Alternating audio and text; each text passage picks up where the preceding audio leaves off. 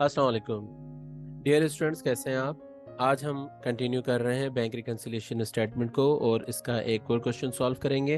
अब हम थोड़े ट्रिकी और थोड़े मुश्किल क्वेश्चंस की तरफ चल रहे हैं। आज जो क्वेश्चन हमने सिलेक्ट किया है, देखते हैं आज कौन सा क्वेश्चन है हमारे पास। जी जनाब, आज हमारे पास क्वेश्चन है कराची बोर्ड के आईकॉम के 2018 के पेपर का क्वेश्चन नंबर 6 है। ये भी 12.5 नंबर का क्वेश्चन आया था। आइए इस क्वेश्चन को पढ़ते हैं और फिर इसको सॉल्व करते हैं। Study of cash record and bank statement of measures Noman traders for the month of March 2018 revealed the following information. जब हमने स्टडी किया, जब हमने देखा, टैली किया कैश रिकॉर्ड्स को और बैंक स्टेटमेंट को, किसके थे ये कैश रिकॉर्ड और बैंक स्टेटमेंट? नोमान ट्रेडर्स के, और ये थे for the month of March 2018। तो हमें दर्ज झेल इंफॉर्मेशन पता चली, रिवील हुई हमारे ऊपर। Number 1, balance as per cash book ₹55,000 और balance as per bank statement ₹70,000। Cash book दिखा रहा था कि 55,000 रुपये का बैलेंस है और बैंक स्टेटमेंट दिखा रहा था कि 70,000 का बैलेंस है। तो ये डिफरेंस, काफ़ी बड़ा डिफरेंस आ गया। अब देखते हैं इस डिफरेंस का रीजंस क्या क्या हैं इन डिफरेंसेस के।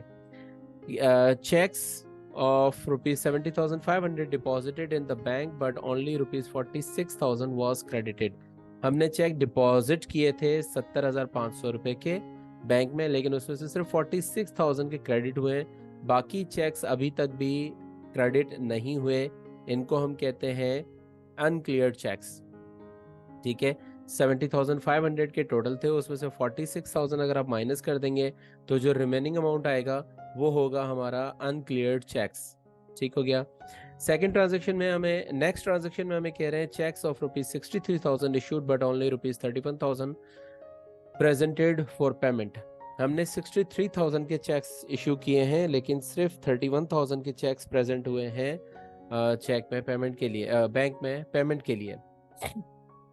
तो बाकी जो चेक्स हैं, लाइक आई थिंक 32,000 के चेक्स बनेंगे, ये हमारे हैं अनप्रेजेंटेड चेक्स। अब आपको याद हो गया होगा कि अनक्रेडिटेड चेक्स को हम कहाँ रिकॉर्ड करते हैं और अनप्रेजेंटेड चेक्स को हम कैसे ट्रीट करते हैं।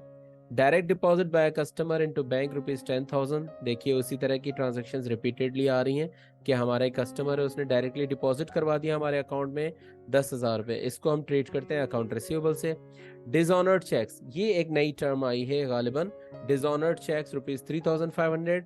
इसमें हमें कह रहे हैं कि जो चेक हमने डिपॉजिट करवाए थे उनमें से ये 3,500 रुपये के चेक्स डिसऑनर होकर वापस आ गए। हमने डिपॉजिट करवाए थे लेकिन वो डिसऑनर हो गए, बैंक ने वापस कर दिए कि इनके अकाउंट में पैसे नहीं हैं, ये चेक आपके क्लियर नहीं हो सकते। अगली ट्रांजैक्शन है बैंक सर्विस चार्जेस ₹500। बैंक ने अपने सर्विस चार्जेस काटे हैं 500 रुपए। उससे अगली ट्रांजैक्शन है profit credited by bank ₹1,500। Bank ने हमें प्रॉफिट दिया है और उस प्रॉफिट को हमारे अकाउंट में क्रेडिट भी कर दिया है 1,500 रुपए से। देखिए रिक्वायर्ड में क्या कह रहे हैं इस क्वेश्चन में। रिक्वायर्ड में कह रहे हैं prepare a bank reconciliation statement on March 31, 2018। इसमें हमें सिर्फ एक रिक्वायरमेंट दी हुई है कि हमने बैंक रिकंसिलिएशन स्टेटमेंट बनानी है। इस क्वेश्चन में हमने एडजस्टिंग एंट्रीज नहीं बनानी, सिर्फ और सिर्फ बैंक रिकंसिलिएशन स्टेटमेंट बनानी है। तो चलिए आइए अब हम इसकी बैंक रिकंसिलिएशन स्टेटमेंट बनाते हैं। जी स्टूडेंट्स, ये हमारा बैंक रिकंसिलिएशन स्टेटमेंट का पैटर्न है। जैसे कि आपको याद होगा, हमने पिछली क्लास में बताया था कि आप अपनी कॉपी में इस तरह से इसको सॉल्व करेंगे। शुरू में आप 3 कॉलम की हेडिंग देंगे। हेडिंग्स में सबसे पहले तो कंपनी का नाम आ जाएगा। यहाँ पर कंपनी का नाम है measures Noman traders. Measures Noman traders. मैं उम्मीद करता हूँ ये मेजर्स की जो टर्म है ये आप पीओसी में पढ़ चुके होंगे। प्रिंसिपल ऑफ कॉमर्स में आपको पता चल गया होगा कि मेजर्स M/S किस चीज़ का शॉर्ट फॉर्म है और ये कहाँ पर इस्तेमाल की जाती है। उसके बाद फिर हम लिखते हैं bank reconciliation statement.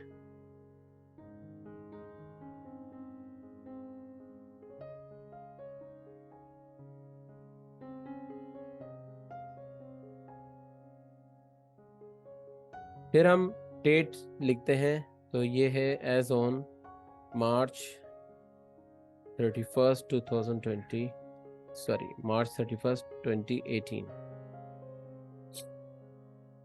Opening balances हम देख लेते हैं कि क्या क्या दिए हुए हमें। Balance as per cash book है 55,000, और balance as per bank statement है 70,000। पासबुक का बैलेंस हम लिख देंगे 70,000 और कैश बुक का बैलेंस हम लिख देंगे 55,000। अब हम देखते हैं अपनी ट्रांजेक्शन्स को। अगली ट्रांजेक्शन है हमारे पास checks of rupees 70,500 deposited into the bank but only rupees 46,000 was credited। सिर्फ 46,000 के चेक्स क्रेडिट हुए हैं, बाकी चेक्स जो हैं वो अभी भी अनक्लियर्ड चेक्स हैं। आपको याद होगा कि अनक्लियर्ड चेक्स को हम पासबुक में ऐड कर देते हैं। हम लिखेंगे पासबुक के एडिशन के कॉलम में, हम पासबुक के एडिशन के कॉलम में लिखेंगे अनक्लियर्ड चेक्स।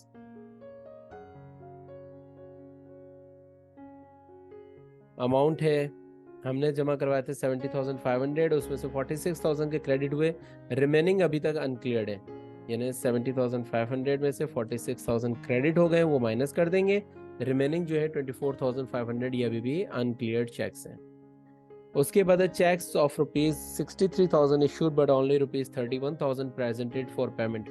जो पेमेंट के लिए प्रेजेंट हुए वो 31,000 है, बाकी अनप्रेजेंटेड चेक्स हैं। अनप्रेजेंटेड चेक्स को आपको याद होगा कि हम कैश बुक में से माइनस कर लेते हैं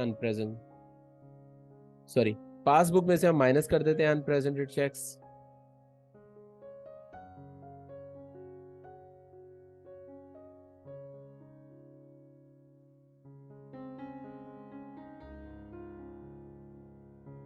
और इसको हम नेगेटिव बैलेंस में लिखते हैं which is 63,000 minus 31,000।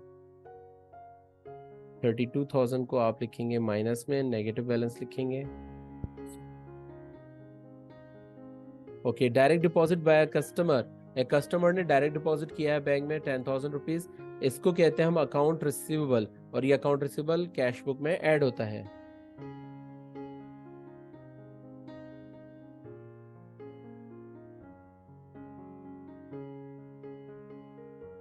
Cash book में ऐड कर देंगे हम 10,000 रुपीज। नेक्स्ट ट्रांजैक्शन है डिसऑनर्ड चेक्स। डिसऑनर्ड चेक या बाउंस चेक या एनएसएफ चेक।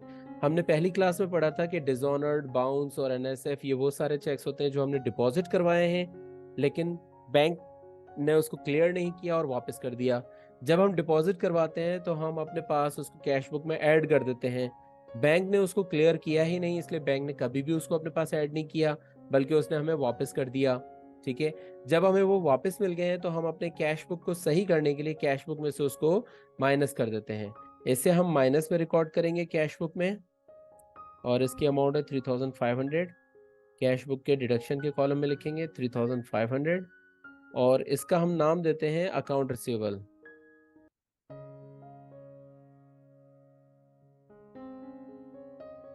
ब्रैकेट में आप इसके साथ लिख दें डिसऑनर्ड।